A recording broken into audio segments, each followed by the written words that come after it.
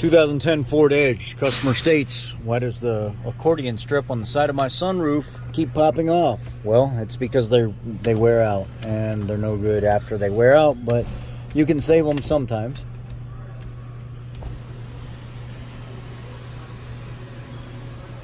I've got this one all pushed back in and put back together. This track actually slides in back here.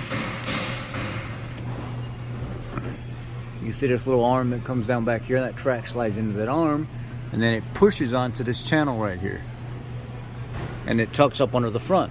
This needs to be cleaned. This part down here sometimes can be pinched together, but not really. You'll have to put little dabs of super glue all the way down it, and then push it back. I can't order this part on this car anymore, not through the dealership anyway. And then on the outside here, it makes noise, and sometimes it gets really slow, because where the track arms move back and forth inside this rubber seal out here, it dries up.